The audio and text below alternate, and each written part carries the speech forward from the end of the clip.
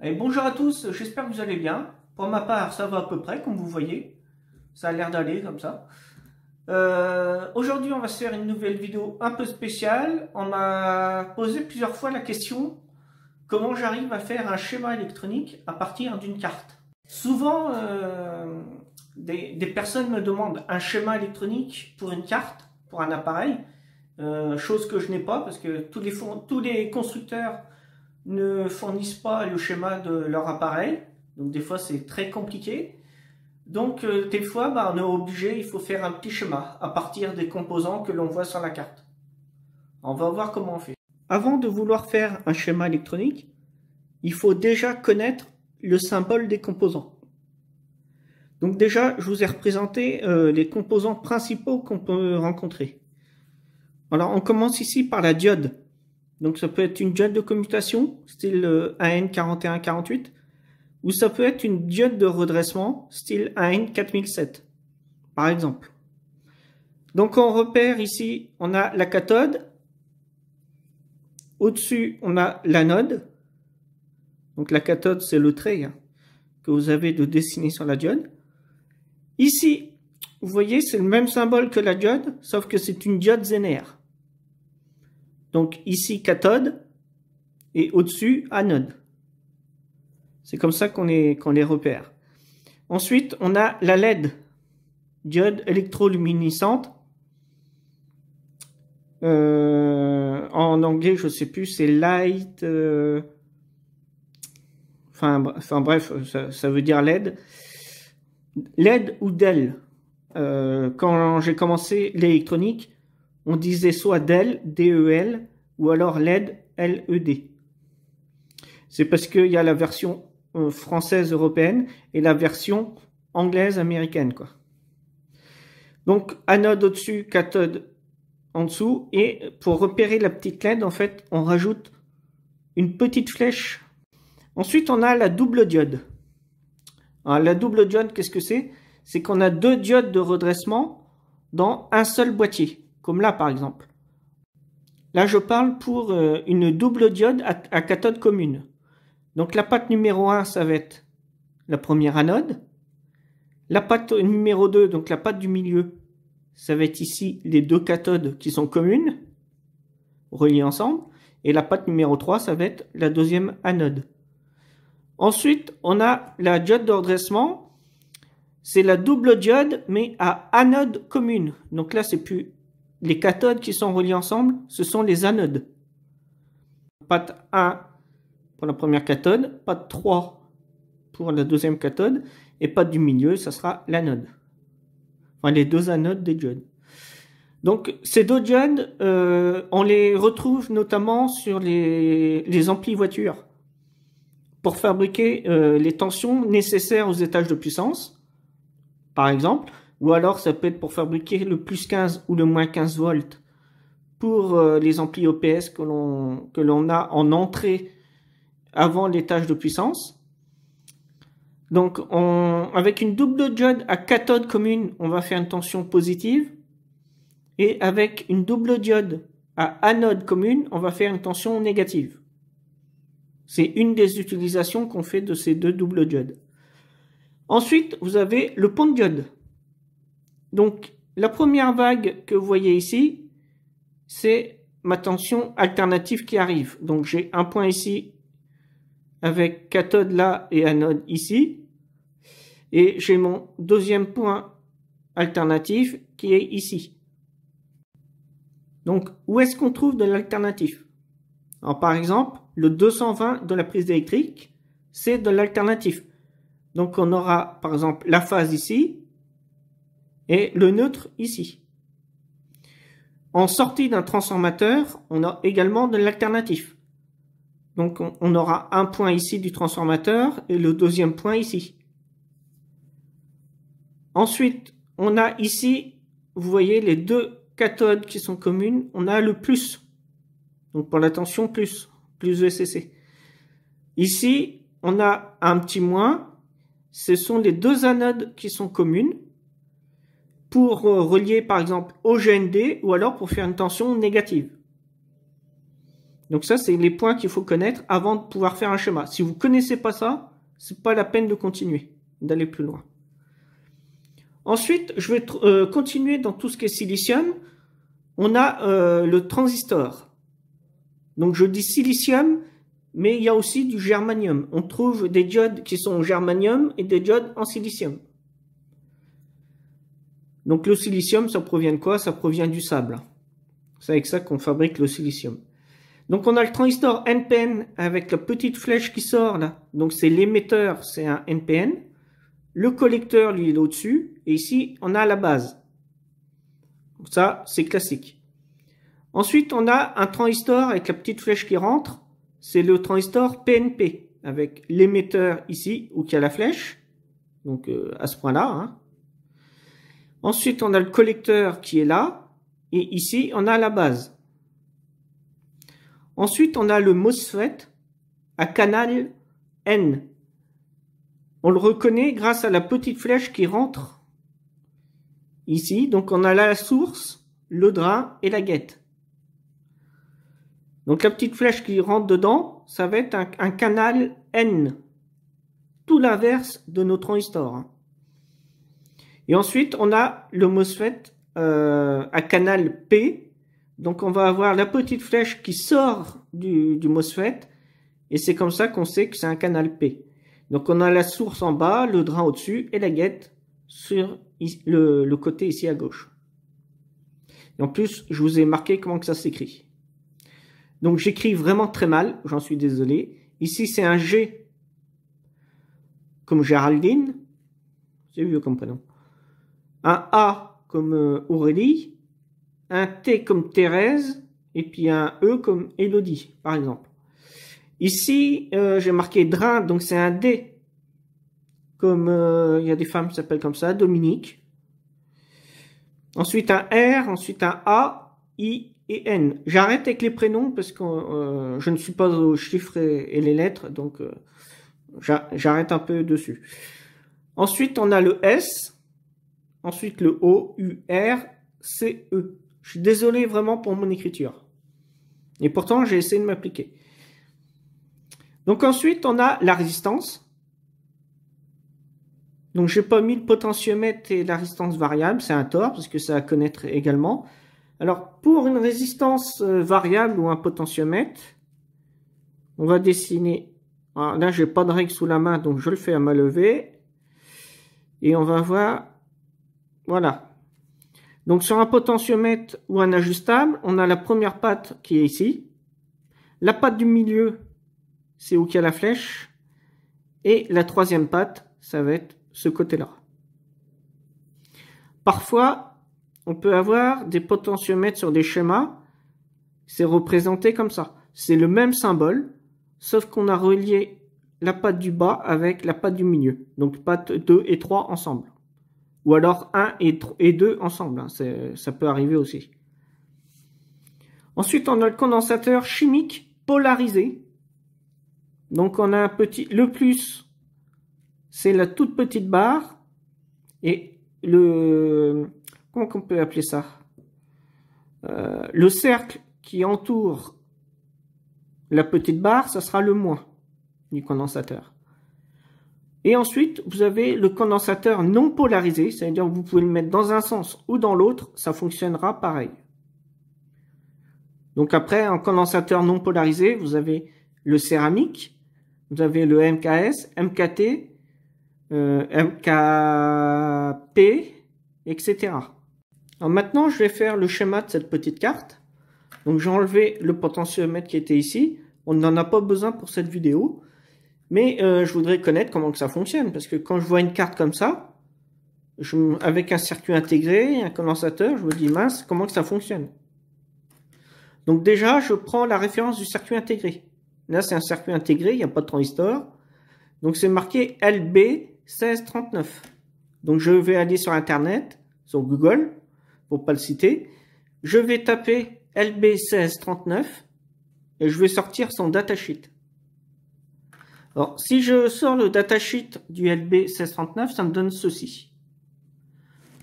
Donc, je sais que la patte numéro 1, c'est la première entrée, in 1. La patte numéro 4, ça va être IN2, donc la deuxième entrée, puisque sur ce circuit intégré, lorsque je sors le datasheet, et de toute façon c'est son rôle pour le potentiomètre, parce que cette carte provient d'un ampli où avec la télécommande, on peut monter le volume ou descendre le volume. Donc on a au niveau du moteur une marche en avant, on va dire, et on va avoir une marche arrière. Donc le contraire. Donc on va avoir deux entrées. Ensuite, ça nous dit, bon là c'est la table de vérité, comment que ça fonctionne. H, c'est pour le height, c'est niveau 1. Donc niveau 1, ça va être par exemple 5 volts. Le L, c'est le low en anglais, L-O-W. Ça va être le niveau bas, donc le GND. Ça tremble à l'image. Hein. Ça va être le GND. Comme là, ici, ça c'est le niveau 0. Donc je vais envoyer soit 5 volts, soit 0 volts sur l'entrée 1 et 2 pour faire tourner mon moteur dans un sens ou dans l'autre. Donc là, grâce à ce tableau-là, pour que mon moteur tourne dans le premier sens, il faut que j'envoie sur la pin 1, donc in 1, 5 volts. Ensuite, sur la pin 4, je vois qu'il faut que j'envoie 0 volts. Ce qui va me donner en pin 8, donc la première sortie, 5 volts. Je vais me retrouver avec la deuxième sortie à l'état bas, donc 0 volts. Donc 5 volts d'un côté, 0 de l'autre côté. Donc mon moteur va tourner dans un sens. Ensuite, si je veux que mon moteur tourne dans l'autre sens, donc en marche arrière, je vais envoyer cette fois-ci 0 volts, donc le GND, sur la pin 1. Et je vais envoyer 5 volts sur la pin 4. Et en mettant ces deux commandes-là, je vais avoir 0 volts cette fois-ci sur la pin 8, 5 volts sur la pin 5, et du coup mon moteur va tourner en marche arrière. Alors par contre, cette table de vérité, elle me dit que si j'envoie 0 volts, donc le dernier cas, sur pin 1 et pin 4, mon moteur ne va pas tourner du tout. Et si j'envoie 5 volts sur pin 1 et sur la pin 4, mon moteur ne va pas tourner non plus. Donc là, vous apercevez sur le schéma un symbole que je n'ai pas mis, c'est le petit M dans un rond. Donc ça, c'est le moteur. Là, ici, vous découvrez un autre symbole de la LED, avec deux flèches qui sortent et une diode entourée. Ensuite, donc on sait que pin numéro 1 et pin numéro 4, c'est les entrées déjà. Ça, c'est déjà bien de connaître. Ensuite, je vois que ma patte numéro 3, elle n'est pas utilisée. Il n'y a rien dessus. Donc, aucune patte ne va arriver dessus. Je vois que ma patte numéro 2, c'est le GND.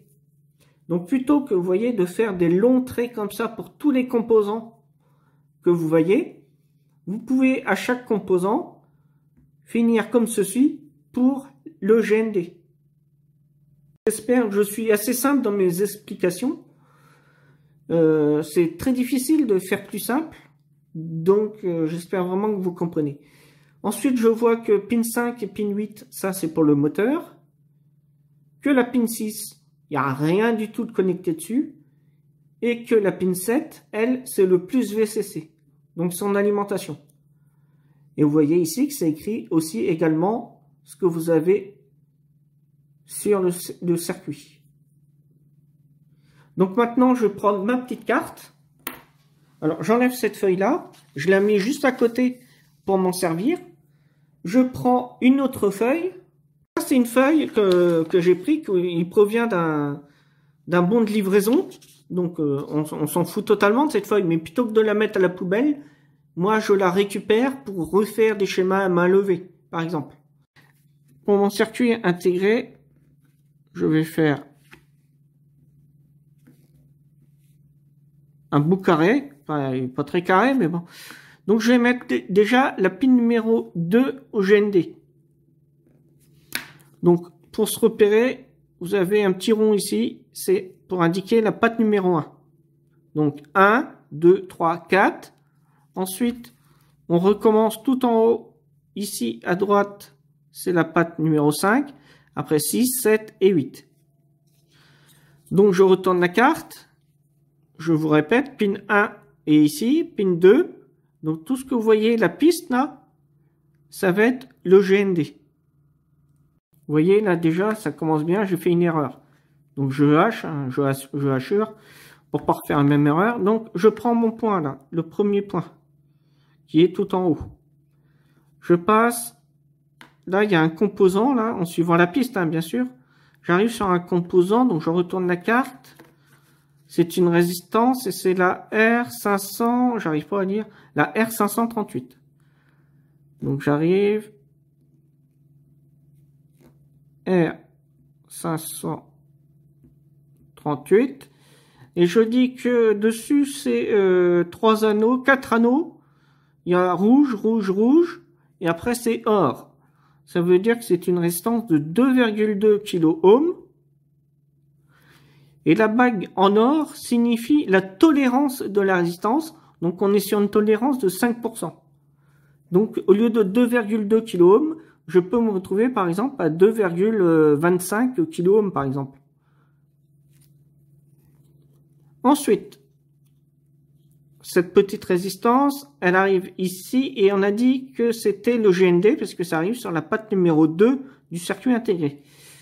Donc je vais relier au GND. Je sais que c'est ma LED qui est ici. Je sais ici que j'ai une LED. C'est relié au GND. Je sais qu'ici, ça va être la cathode de ma LED.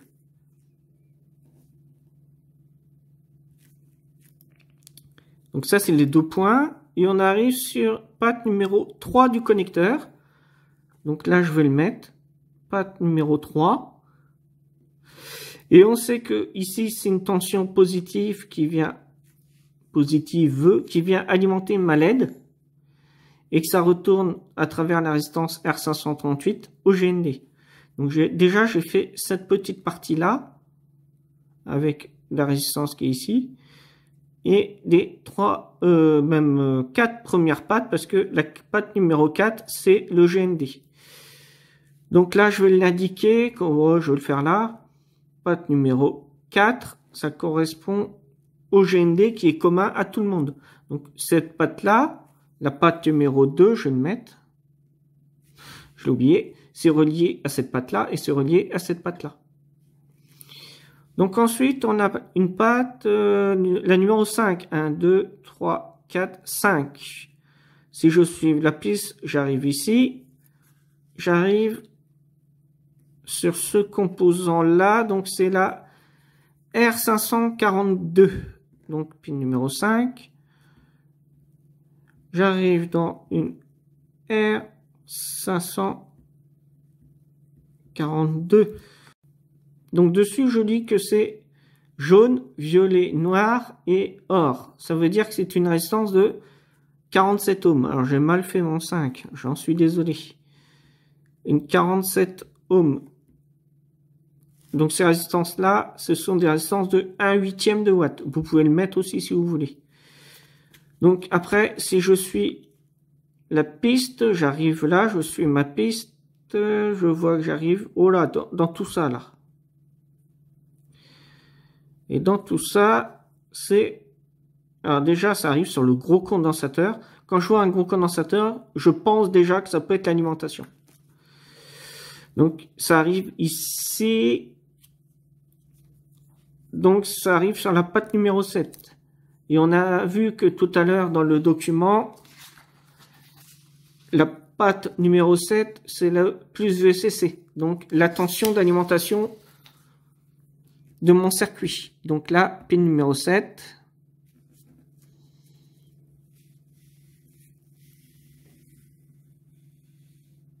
Mince. Hop, à travers ma résistance, la pin 7. Donc, à quoi sert cette résistance? Elle sert, elle, à limiter le courant qui va circuler pour venir alimenter mon circuit intégré. Si jamais mon circuit intégré se met en défaut, qu'il vient à cramer pour X raisons, la résistance ici, elle va cramer et je vais protéger l'alimentation qui est avant, bien sûr. Donc, c'est vraiment bien de l'avoir, on va dire. Hein. Donc ensuite, je vois que la piste, elle continue, et puis elle arrive ici sur le gros condensateur, sur le plus. Parce que ici, on reconnaît avec le moins, qui est, lui, au GND dans notre cas. Donc je vais également dessiner le petit condensateur, donc mon plus, le moins, au GND. Comme cette piste-là, elle rencontre celle-ci et que ça se touche, je mets un point. Je mets que c'est le C530. Donc pour ceux qui connaissent, c'est peut-être très long pour eux, mais là j'explique vraiment comment j'arrive à faire. Et c'est un 470 microfarad en 10 volts. Donc je sais, grâce à ça, que la tension d'alimentation va être inférieure à 10 volts. Déjà, ça me donne une idée, si jamais j'ai pas mon datasheet du circuit intégré. Ça arrive des fois qu'on puisse pas avoir le data. Et du coup, il faut faire un schéma à main levée pour voir à quelle patte tout correspond. Donc voilà, et le plus là, alors je reprends ma carte, je vois que le plus, il va sur nulle part d'autre. Donc je reprends ensuite ma patte numéro 5, et là j'ai un composant qui repart au plus. C'est vraiment étrange.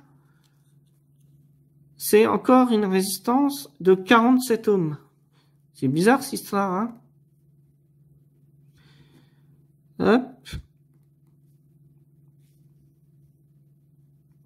Je vois qu'elle est directement reliée sur la tension qui vient alimenter mon circuit intégré, enfin le courant.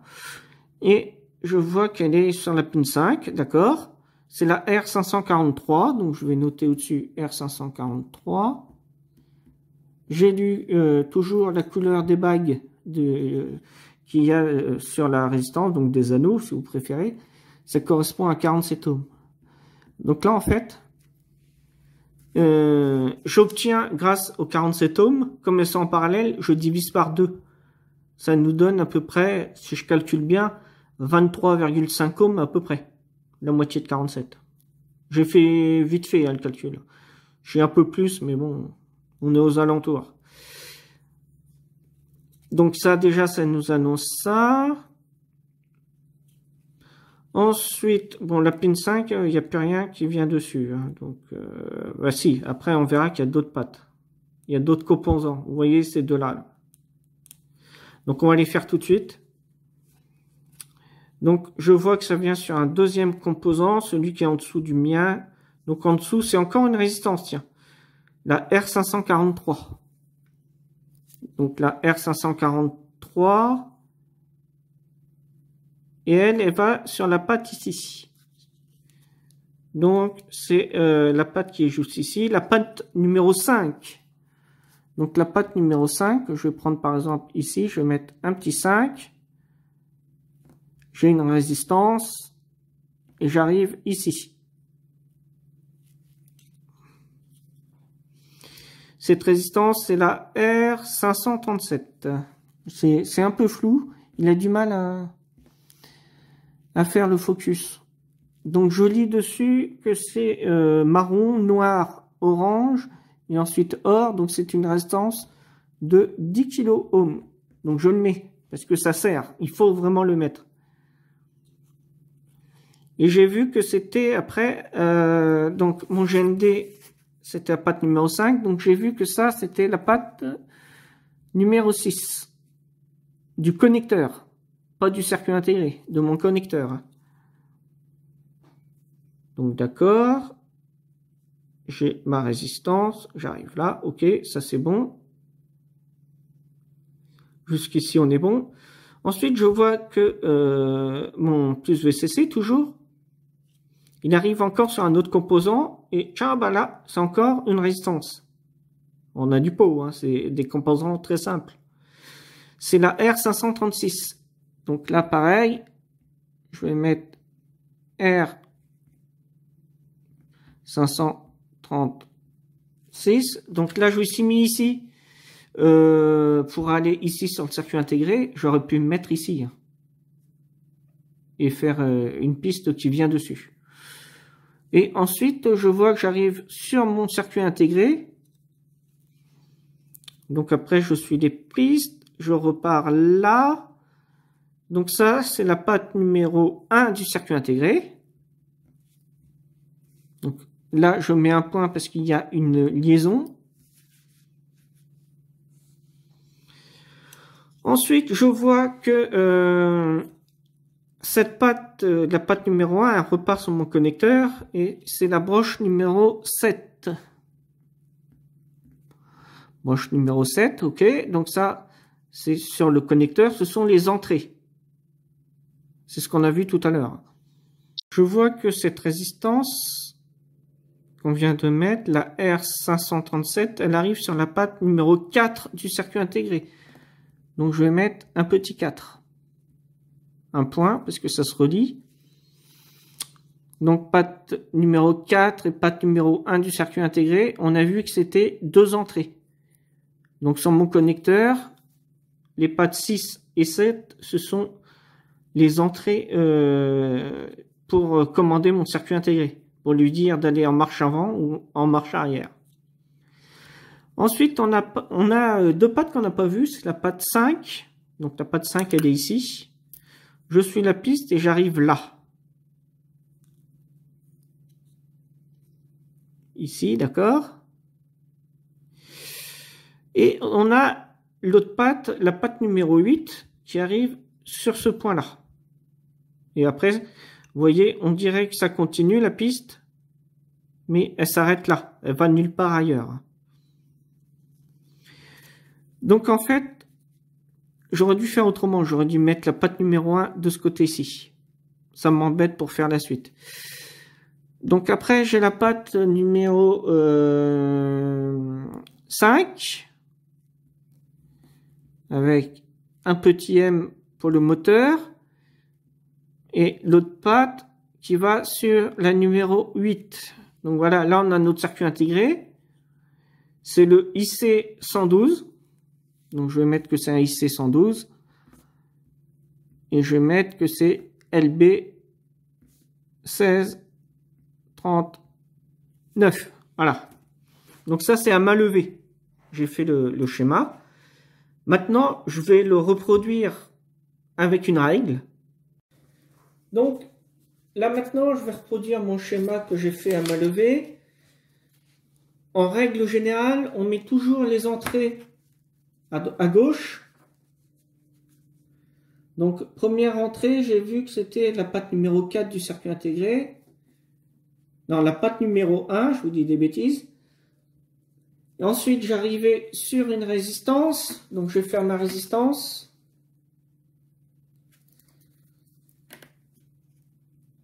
Hop, je prends une règle, hein, une équerre. Alors, c'est vraiment comme ça que je fais. Je mets que c'est la R536. R536. Et qu'elle fait 10 kOhms. 10 kg. Ensuite, les alimentations, on les met toujours au-dessus du circuit intégré. Donc là, je cache ici. Donc, c'est ma patte numéro 7. Et ma résistance R536, elle est reliée. Donc, je la mets. Hop, et je la relie. Et je sais que cette patte, ensuite, elle va sur mon connecteur. Donc, j'ai un connecteur. Là, j'ai un point parce que ça se relie. J'ai mon connecteur et c'est pin 7 du connecteur. Donc là, on est d'accord. Ensuite, on a la deuxième entrée en pin 4. Donc, je vais mettre mon entrée. Pin 4. On a de la place. C'est pour ça que je me permets d'agrandir et de faire un grand schéma. Alors là, ici, j'ai la pin 6 de mon connecteur. Donc, je mets pin 6. Ensuite, j'ai une résistance, la R537 de 10 kOhms. Donc là, ça se relie. Donc là, c'est la R537. R537. Et en dessous, je vais mettre 10 kOhms. J'aurais pu m'y prendre autrement. Hop, je relie au VCC. Donc là, ça se relie.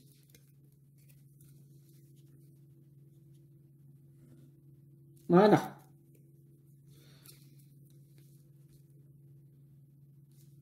Je sais aussi que je repars dans 2 résistances. Alors j'espère que vous allez bien voir là. Ensuite, ce plus VCC, lui, il repart sur 2 résistances. Donc je vais mettre 2 résistances qui sont en parallèle. Puis c'est ce qu'on avait vu ça tout à l'heure sur le schéma. Il y a la R542 de 47 ohms qui est en parallèle d'une autre résistance. Donc là, je dessine ma deuxième résistance. Donc là, je vais un peu plus vite que quand je fais des beaux schémas. Je mets un petit point et c'est la qu'est-ce qu'on a dit tout à l'heure? R543. 543 de 47 ohms. Je sais que ces 2 résistances sont en parallèle, je les relie. Et ensuite, je vais continuer. C'est la pin pour patte. C'est la pin 5 de mon connecteur. J'ai vu aussi que j'avais un condensateur. Donc, je vais dessiner mon condensateur. Le GND, c'est relié. C'est le C530. C530, on a de la place, on peut se permettre. Et c'est un 470 microfarad 10 volts. Voilà. Donc ça, on sait déjà ceci. Ensuite, je sais que la patte GND, donc on la met toujours en dessous du circuit intégré, en général, c'est comme ça que l'on fait. Donc c'est la pin numéro 2 dans mon circuit intégré qui est relié au GND. Et je vais mettre également que sur mon connecteur, c'est la pin numéro 4. Pin numéro 4. Je sais aussi ensuite que sur mon schéma, j'ai dessiné tout à l'heure, pin 5 et pin 8. Donc, pin 5 ici, pin 8. J'ai un rond avec un petit M pour le moteur.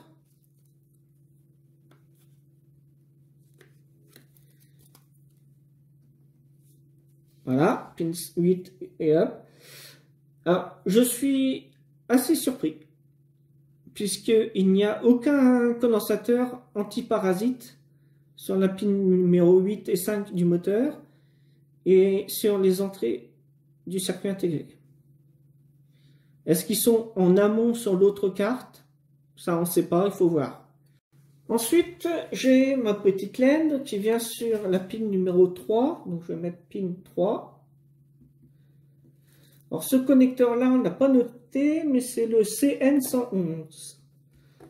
CN111. Donc, je vais mettre ça pour englober et je vais mettre CN111. Donc, CN111. Alors, c'est un N par M. Ensuite, cette patte numéro 3, j'ai vu qu'elle arrivait sur une autre patte d'un autre connecteur.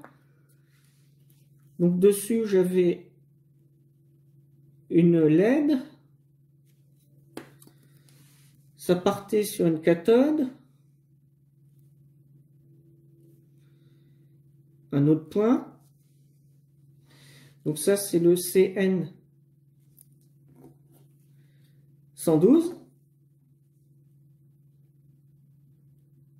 En tout petit, 112. Qui lui, ensuite part sur une résistance.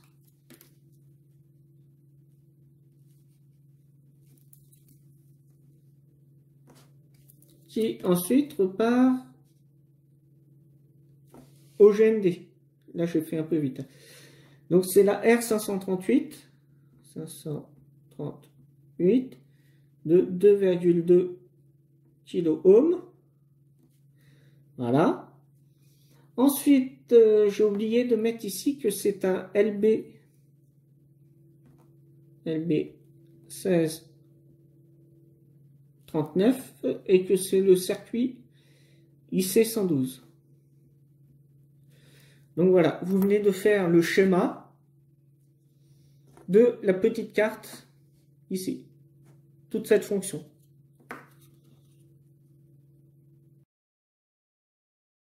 Alors maintenant, on va prendre une autre carte, cette petite carte-là, et un ventilateur.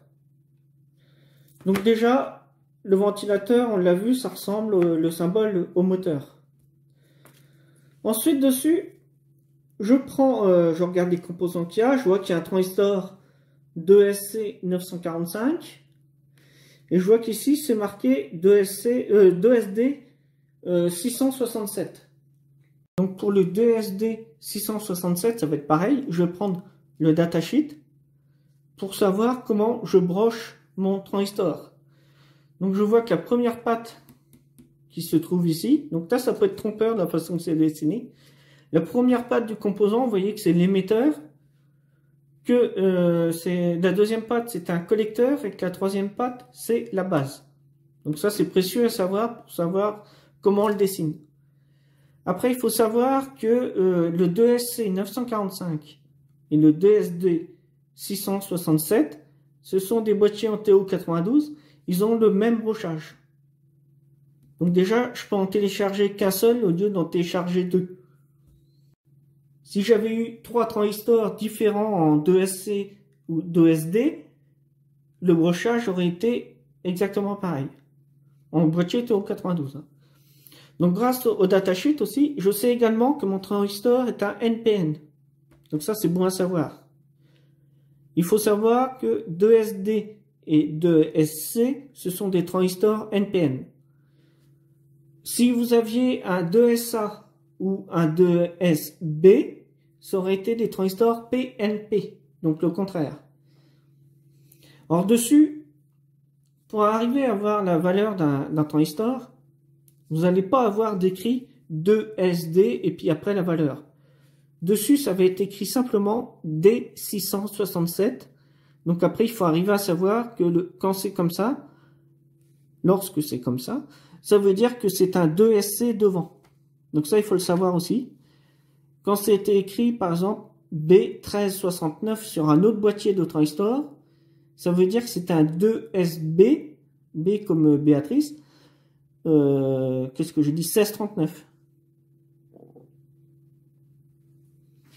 Donc maintenant, on va dessiner notre schéma toujours à main levée en suivant les pistes.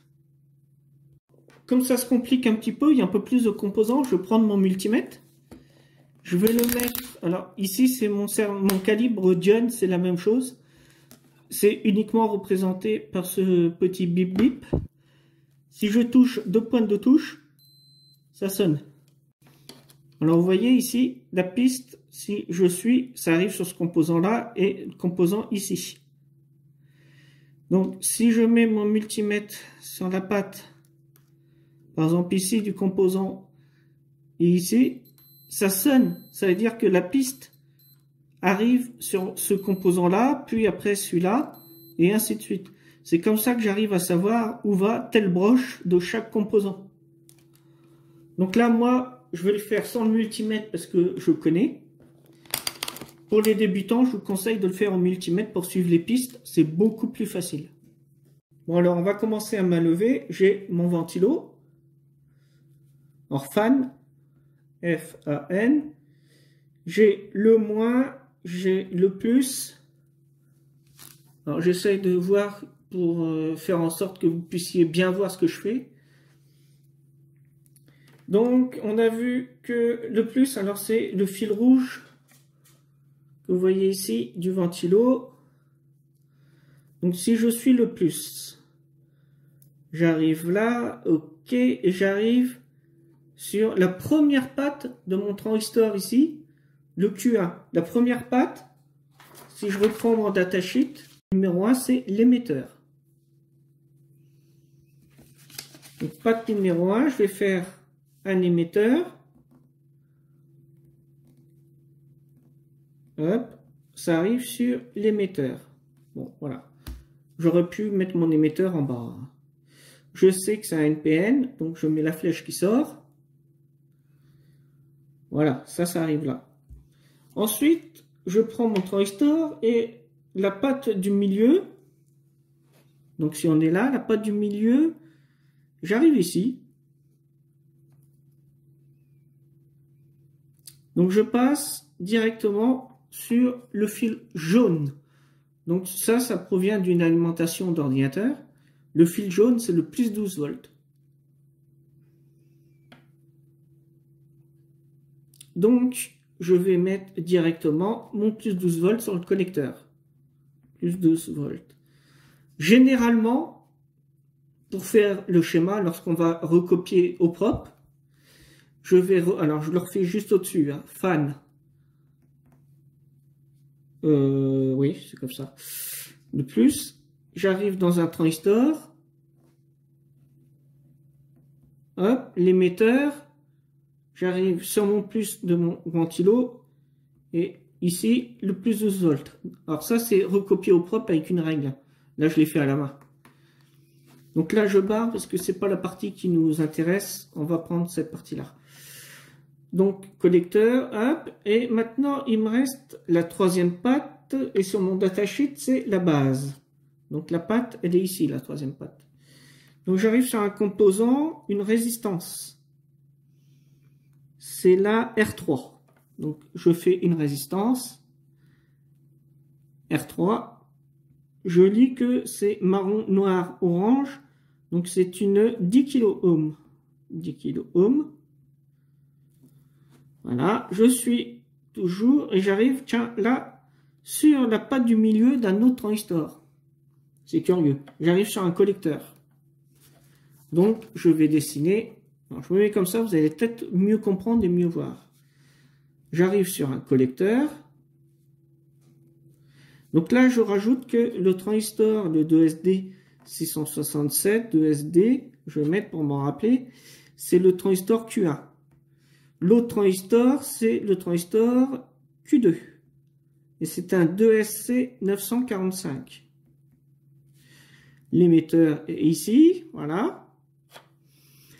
Donc, je vois que la patte ici, c'est laquelle patte? C'est la patte numéro 1, si je le retourne. 1, 2 et 3.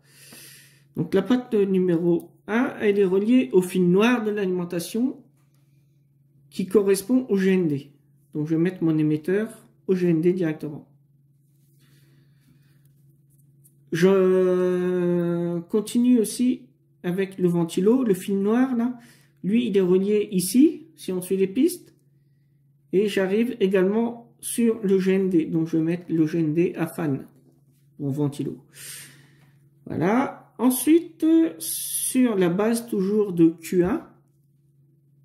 Donc, Q1, je le reprends, c'est celui-ci, le gros transistor. J'arrive également ici sur une autre résistance. Donc, je mets une autre résistance, la R4. R4.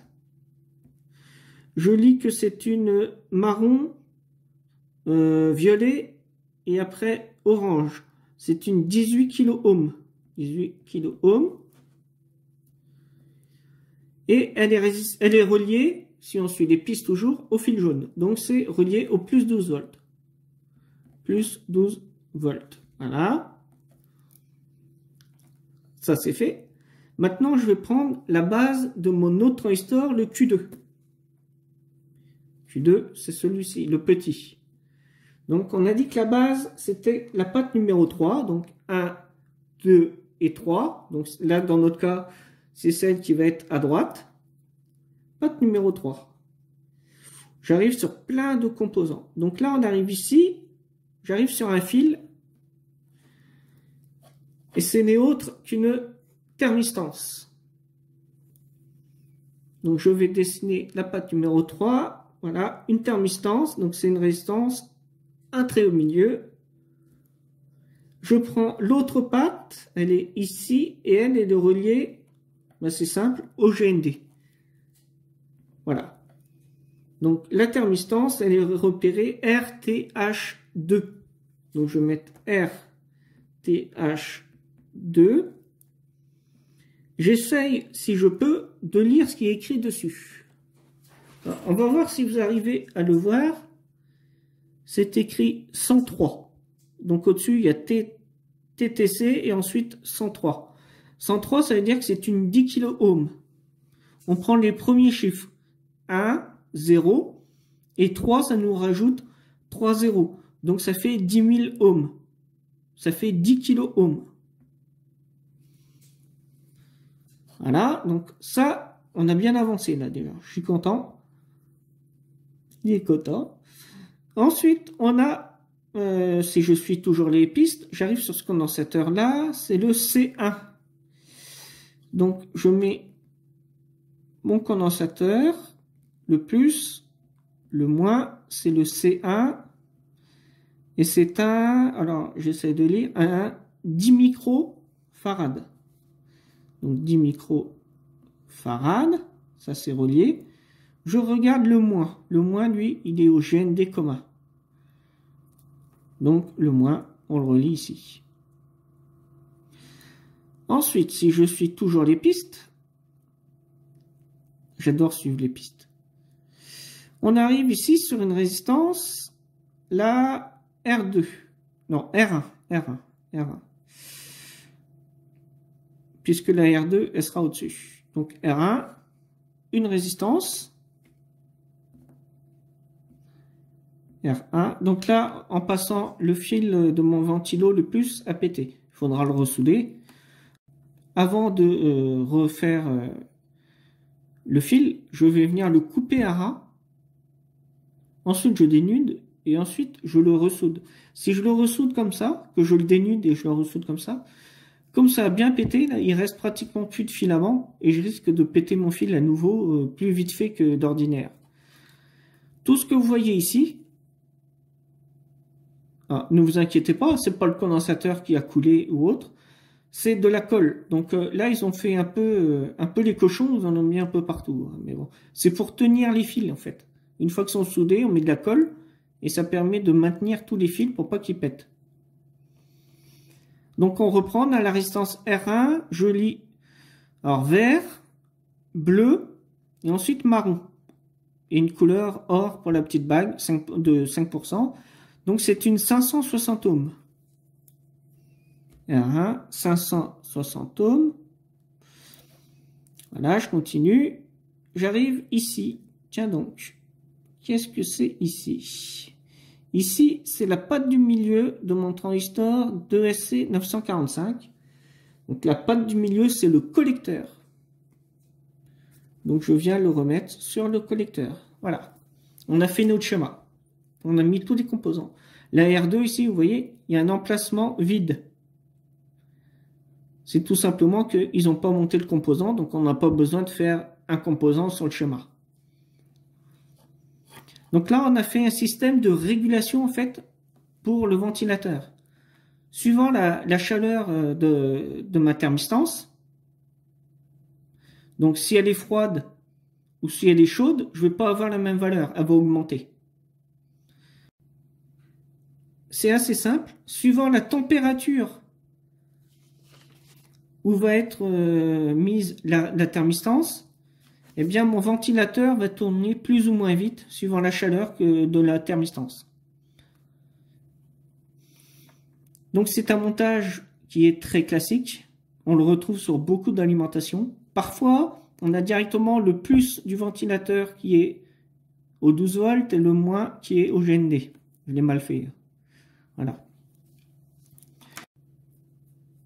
Donc une fois qu'on a fait le schéma, pareil, on le referait au propre avec une règle, un stylo et on refait ça au propre. Voilà. Alors j'espère que ma méthode pour filmer cette fois-ci vous a pas trop dérangé.